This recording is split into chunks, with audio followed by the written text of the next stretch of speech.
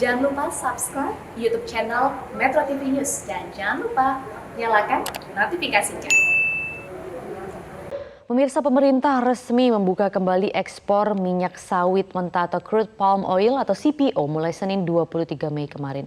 Hal itu karena industri sawit menjadi tumpuan bagi 17 juta tenaga kerja industri sawit, mulai petani, pekerja, dan tenaga pendukung lainnya. Namun di sisi lain, harga minyak curah masih enggan turun sesuai harga yang dipatok pemerintah. Lantas, akankah pembukaan keran ekspor CPO kali ini benar-benar mampu mengakhiri drama minyak goreng? Untuk membahasnya sudah bersama kami anggota Komisi 6 DPR RI fraksi Partai Nasdem, Rudi Hartono Bangun. Bang Rudi, selamat pagi. Apa kabar, Bang? Baik, pagi, Mas Reza. Baik, Bang Rudi, per kemarin keran ekspor CPO dibuka. Apakah ini mengakhiri permainan minyak goreng? Apakah Anda yakin ini bisa mengakhiri permainan minyak goreng atau seperti apa nih, Bang? Ya, jadi kami di DPR RI ini dan saya sebagai anggota melihatnya begini, kalau drama minyak goreng ini di Indonesia ini bisa diselesaikan dengan syarat. Syaratnya yaitu pembantu-pembantu presiden dalam ini mau menjalankan kebijakannya dengan benar, gitu. Tidak kolusi, kan?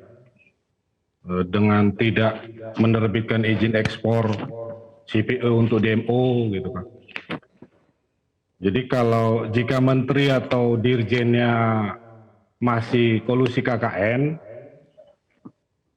ya drama ini tentunya masih berlanjut, gitu. Jadi tergantung kebijakan pemerintah.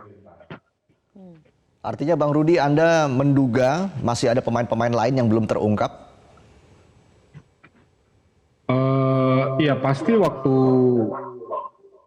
ada dulu ketika ekspor yang dulu itu kan serangkaian pengusahanya banyak ya. Tapi kan nggak mungkin kita mau bersihkan, Pak Kejaksaan membersihkan semua. Tapi dengan kebijakan yang baru ini sudah disokperapi oleh Pak Presiden, ya tentunya sih pengusaha harus mengikut aturan penguasa pemerintah. Mereka mau apa gitu, mau dicabut izinnya, mau dicabut izin usahanya, kan tinggal pemerintah ini kan. Tapi kalau pemerintah tadi saya bilang pejabat terkaitnya kolusi KKN, ya mereka ketawa juga, ya udah kan ini ajakan dari si yang ditangkap kemarin, dipikir pengusaha, jadi ya oke, jadi kacau balau kan akhirnya. Bang Rudi, tapi ini kan juga ada peran begitu ya dari pengusaha.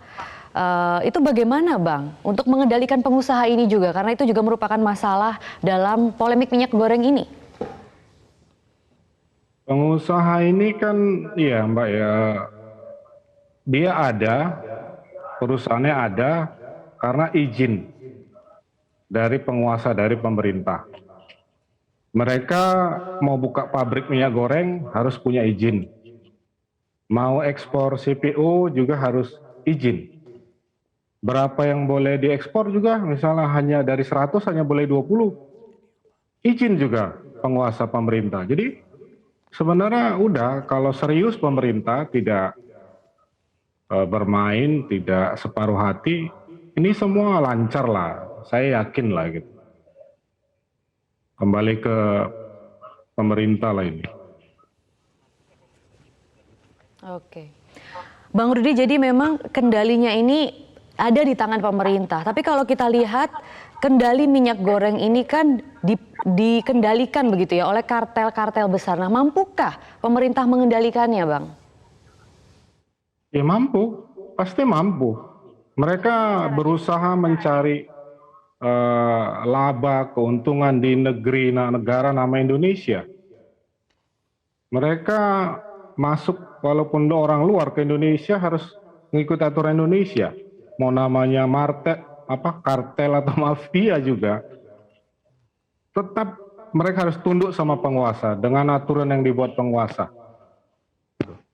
Ketika penguasa mau DMO, ini 16 juta harus di stokkan untuk rakyat kami, jangan diganggu. Kalau ganggu sanksinya diusir dari Indonesia, nggak boleh berusaha Indonesia. Itu juga bisa dibuat oleh pemerintah kan. Baik. Jadi ya udah, pemerintah dengan aparatur hukumnya serius saja, aman ini semua gitu. Baik, kebijakan DMO kembali diterapkan agar pasokan dalam negeri aman. Menurut Anda, Bang Rudi, apakah Anda juga yakin ini bisa berjalan dengan lancar? Yakin, saya yakin itu tadi dengan syarat. Dengan syaratnya pertama menteri terkait, kalau di mitra kami di Komisi 6 itu menteri perdagangannya, dirjennya, jangan lagi mengeluarkan rekomendasi ekspor ketika nanti stok DMO ini diberlakukan. Kalau itu dikeluarkan lagi, ya harganya tidak karu-karuan gitu. Tetap seperti drama yang dulu gitu. Artinya pengawasannya ini juga harus dibenahi ya, Bang Rudi. Kalau menurut Anda seperti apa sebenarnya pengawasan yang harus dilakukan oleh pemerintah? Pengawasannya yaitu dengan meletakkan pejabat-pejabat yang kompeten, saya lihat. Jika pejabat kompeten di kementerian itu benar-benar tegak lurus, jujur, saya pikir tidak berani dia mengeluarkan itu rekomendasi kebijakan ekspor. Nah, kemudian kedua juga pengawasan dari misalnya Polri, dari Kejaksaan Agung, dari DPR, semua ikut memantau, mengawas, lurus, tegak.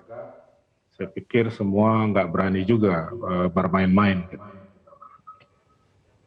Oke, Bang Rudi, memang aturannya sudah ada begitu ya, pengawasannya idealnya berjalan. Tapi ternyata misalnya kemarin saja ketika ekspor CPO ini sempat di moratorium begitu ya, masih ada saja oknum-oknum ilegal yang tetap melakukannya. Nah, jadi penertibannya tuh harus seperti apa supaya aturannya ini bisa berjalan maksimal, Bang? Kalau dalam hal ini begini, kemarin karena itu bermain nakal kan karena ada main mata dari pihak pejabat terkait kan, sehingga mereka seperti disuruh kan oleh si pemerintah pengambil kebijakan. Itu masalahnya. Kalau serius, ketat gitu, kita kasih contoh Malaysia. Kenapa mereka tidak drama, tidak drakor, tidak gonjang-ganjing? Karena kan artinya berarti mereka tegak lurus itu si pejabat terkaitnya. Gitu. Sekarang yang di kita ini karena mengajak, mengeluarkan surat, jadi ya sudah, pengusaha karena ada cuan, ada untung, ada laba, ayo dia jalan gitu kan. Kan prinsip pengusaha itu kan untung, cari untung gitu. Oke. Apakah pejabat-pejabat tersebut memang harus diganti semua begitu untuk mencapai solusinya? Nah, juga seperti apa mungkin peran DPR mengawasi ini agar semua berjalan di track yang benar begitu? Sudah ada jaminan dari KPPU dan Kementerian Perdagangan terkait pasokan dan harga minyak goreng bisa sesuai dengan harga yang dipatok oleh pemerintah. Kira-kira kapan ini, Bang? Kalau kami dari Komisi 6 sebagai mitranya langsung Kementerian Perdagangan, ya kan, kami selalu memanggil, mengadakan rapat, ya kan, memberikan juga masukan saran kepada Menteri dan KPPU ya mitra kami agar mereka juga berjalan sesuai, ya kan, mengecek stok itu selalu kami sampaikan kepada Menteri dan Dirjen, dan sampai waktu itu Menteri dan Dirjen akan menyampaikan press release terhadap pengusaha yang nakal. Gitu. Tapi rupanya satu bulan kemudian yang ditangkap pejabat nakal gitu kan waktu itu. Ya itu sih salah satu dirjen di Kementerian Perdagangan. Jadi memang kami serius di Komisi 6 dalam ini karena kami wakil rakyat mengawasi. Rakyat ini laporannya ke kami. Baik. Mas Reja.